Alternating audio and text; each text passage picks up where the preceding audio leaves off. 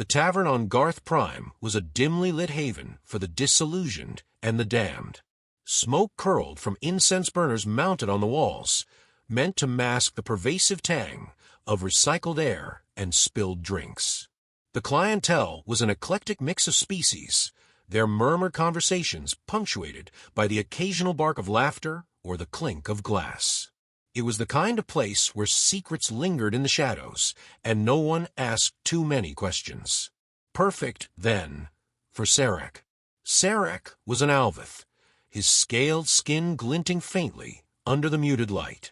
His left arm ended at the elbow, replaced by a crude cybernetic prosthetic that hummed faintly as he raised his drink. His eyes, pale and unblinking, scanned the room with the detachment of someone who had seen too much. The Alvith had been soldiers, once proud and disciplined, until the war with humanity left their fleets in ruins and their confidence shattered.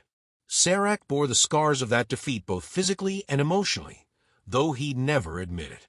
He took a sip of his drink, a bitter concoction that the bartender swore was authentic Therian ale, and leaned back against the wall. He had learned to find solace in small rituals like this. The universe might be chaotic and cruel, but a good drink in a quiet corner was something he could control. Or at least, it had been until the door hissed open and she walked in. She was human. That much was clear despite the hood that obscured most of her face. The fluid grace of her movements, the subtle tension in her posture, marked her as someone who had seen her fair share of conflict. Humans carried themselves differently, Sarek had noticed, as if they were always prepared for something to explode. This one was no exception. Her eyes, sharp and calculating, swept the room before settling briefly on him. Sarek's grip on his drink tightened involuntarily. "Mind if I sit?" she asked, her voice low and measured. Sarek gestured toward the empty seat across from him. He didn't trust humans, not after what they had done, but he was too curious to turn her away. She sat down, pulling her hood back to reveal short-cropped hair and a face that was simultaneously young and weathered. There was a faint scar along her jawline, the kind that spoke of close calls and hard choices. "You're Sarek, right?" she asked, her tone making it clear she already knew the answer. "Who's asking?" he replied, his voice a low growl. "Name's Arlen," she said. "I'm looking for someone with your expertise." Sarek snorted. "You've got the wrong guy. I'm out of the game." "That's not what I've heard," she countered, leaning forward slightly. "They say you're one of the few who survived the Battle of Caliban, one of the few who's fought humans and lived to tell the tale." Sarek's eyes narrowed. The mention of Caliban was like a blade twisting in an old wound. It was true that he had survived, if you could call it that. He had watched comrades die, ships burn, and entire worlds fall. The humans had been relentless, their tactics unconventional and brutal. Sarek had underestimated them, just like everyone else. And he had paid the price. "I'm not interested in dredging up the past," he said curtly. Arlen didn't back down. "This isn't just about the past. It's about the future. There's a group, a powerful group, that's planning something big. They think they can take on humanity and win. I need someone who can convince them they're wrong." Sarek laughed, a harsh, bitter sound. "Good luck with that. Pride's a hell of a drug. No one listens to warnings until it's too late." "They might listen to you," Arlen pressed. "You've seen what humans are capable of. You know what's at stake. And why should I care?" Sarek shot back. "I've done my time. Let someone else play hero." Arlen's gaze hardened. "Because if they go through with this, it won't just be their problem. It'll be everyone's. Humanity doesn't take kindly to threats. You know that better than anyone." Sarek didn't respond immediately. He stared into his drink, the liquid catching the faint light and refracting it into muted hues. Memories of Caliban flickered at the edges of his mind. The screams, the fire, the unrelenting advance of human forces. He had tried to forget, but the past had a way of clinging to you like smoke. "What's in it for me?" he asked finally, his tone laced with resignation. Arlen allowed herself a small smile. A chance to stop another war before it starts. And maybe, she added, a chance to make peace with the ghosts that haunt you. Sarek chuckled darkly. You've got a hell of a sales pitch, human. Is that a yes? She asked, her expression unreadable. Sarek sighed and downed the rest of his drink in one go. It's a maybe, he said, setting the glass down with a thud. But if this goes sideways, don't expect me to stick my neck out for you. Fair enough, Arlen said, standing up. I'll take what I can get. As she walked away, Sarek couldn't shake the feeling that he had just made a terrible mistake. But then again, he had made plenty of those before. What was one more? The corridors of the abandoned mining outpost stretched endlessly, their walls stained with rust and neglect. Sarek walked with deliberate caution, his cybernetic arm whirring faintly with every movement. Beside him, Arlen moved like a shadow, her human frame betraying none of the tension he could feel radiating from her.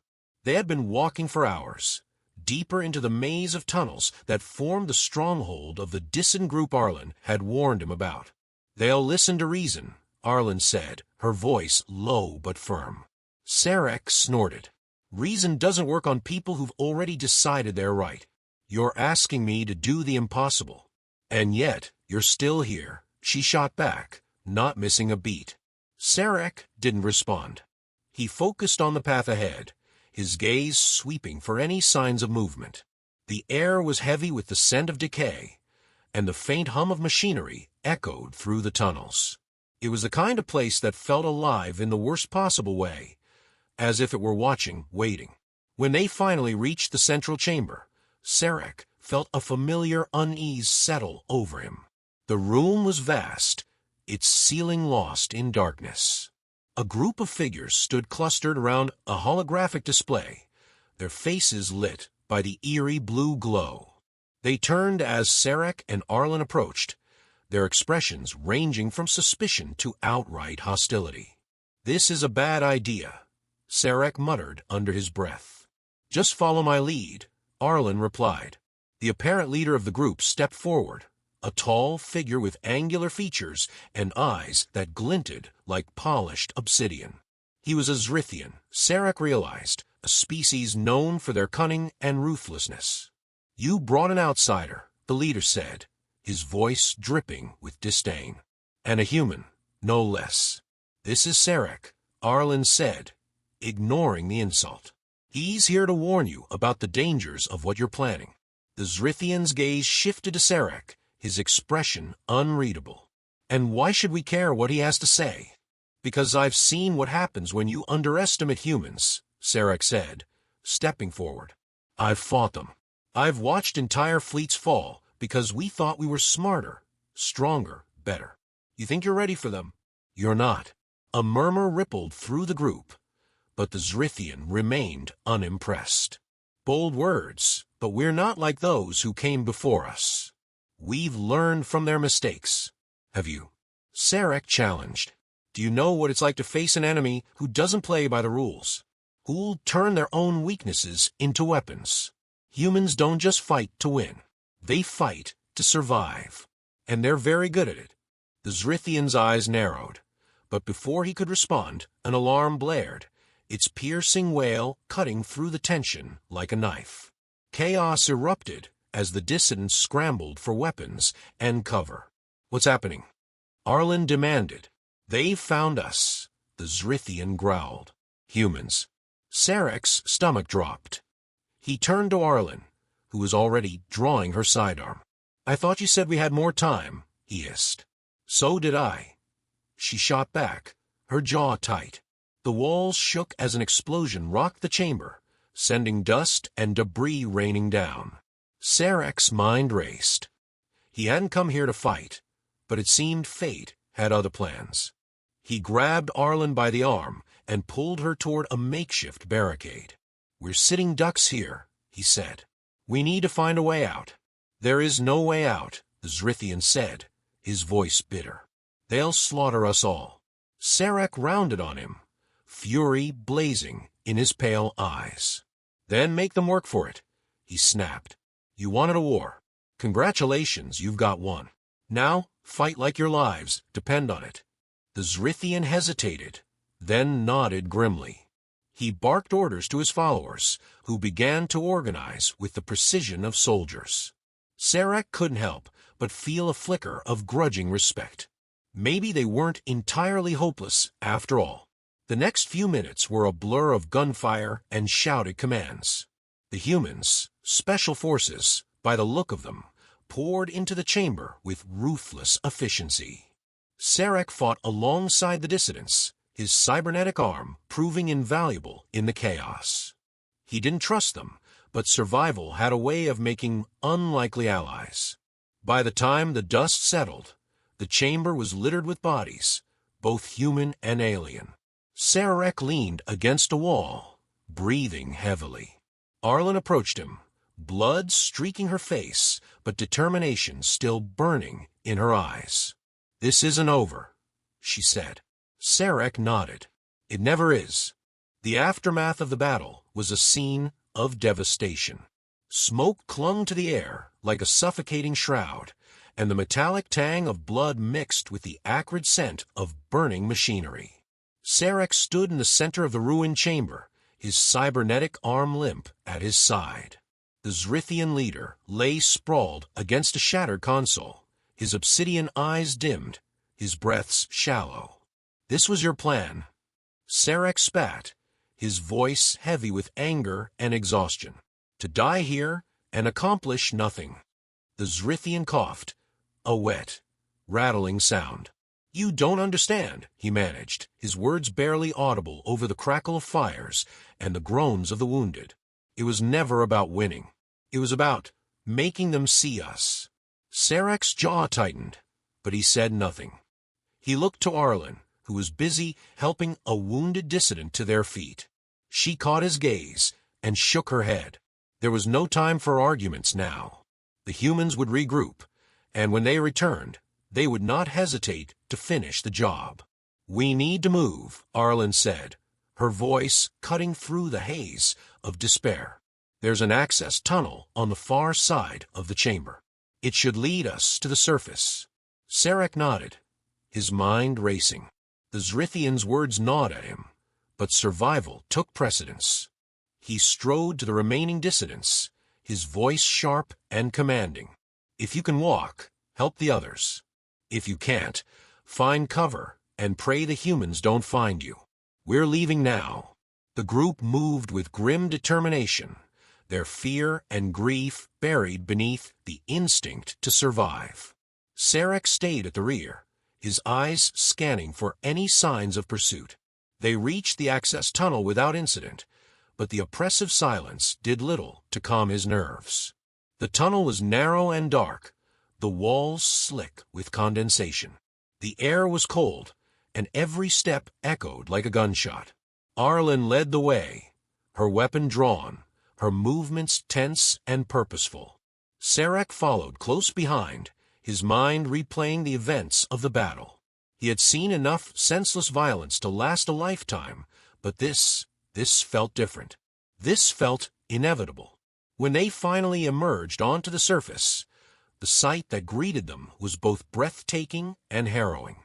The mining outpost was situated on a barren plateau, its jagged cliffs overlooking a desolate expanse of ash and rock. Above them, the sky was a tumultuous swirl of gray and red, the planet's volatile atmosphere reflecting the chaos below. "We're exposed out here," Arlen said, scanning the horizon. "If the humans have air support, we won't last long. Then we make them think twice about chasing us," Sarek replied. He turned to the group, his voice cutting through the wind. "Set up a perimeter. We're not going down without a fight." The dissidents moved quickly, their exhaustion forgotten in the face of imminent danger. Makeshift barricades were erected, and weapons were distributed among those who could wield them. Sarek took a position at the front, his cybernetic arm whirring softly as he calibrated its settings. He could feel the weight of the moment pressing down on him, but he refused to let it crush him. The first signs of the enemy came in the form of distant lights, faint but unmistakable. Sarek's grip on his weapon tightened. He glanced at Arlen, who met his gaze with a steely determination. There was no need for words. They both knew what was coming. The humans arrived in force, their ships descending like predatory birds. Soldiers poured out, their movements precise and coordinated. The battle that followed was brutal and unrelenting. Sarek fought with a ferocity that surprised even himself, his cybernetic arm delivering crushing blows while his other hand fired shot after shot. Around him, the dissidents fought valiantly, their desperation lending them strength. But it wasn't enough. One by one, they fell, their cries of pain and defiance swallowed by the chaos. Sarek found himself back to back with Arlen, the two of them standing amidst the carnage. His vision blurred with sweat and blood, but he refused to fall. Not yet. Sarek. Arlen shouted, her voice cutting through the noise. We have to end this. He turned to her, his mind racing. She was holding a small device, a detonator, by the looks of it. There's an unstable energy core beneath the plateau, she explained. If we set it off, it'll take out everything. Them, us, everything. Sarek stared at her, his mind reeling. You can't be serious. That's suicide. It's the only way, she said, her voice steady despite the chaos around them. If we don't stop them here, they'll just keep coming. You know that. He hesitated, the weight of the decision threatening to crush him. But as he looked around at the bodies, at the destruction, he realized there was no other choice. Fine, he said, his voice heavy with resignation. Do it. Arlen nodded and activated the detonator. The ground beneath them began to tremble, a low rumble building to a deafening roar. Sarek turned to the remaining dissidents, shouting for them to retreat. But deep down, he knew it was too late. The explosion was blinding, a searing wave of heat and light that consumed everything in its path. Sarek felt himself lifted off the ground, his body weightless for a brief, agonizing moment before everything went dark. When he awoke, the world was silent. The plateau was gone, replaced by a smoking crater that stretched as far as the eye could see. Sarek lay at the edge, his body battered but miraculously intact. He turned his head and saw Arlen lying nearby, her chest rising and falling weakly. We did it, she murmured, her voice barely audible. Sarek nodded, his throat too dry to speak. For the first time in years, he felt something akin to peace. They had stopped the madness, at least for now. It wasn't a victory in the traditional sense, but it was enough. As he stared into the smoldering abyss, Sarek allowed himself a small, bitter smile. Humanity had taught him many things, but the most important lesson was this. Sometimes, survival meant making the ultimate sacrifice. And sometimes that was enough.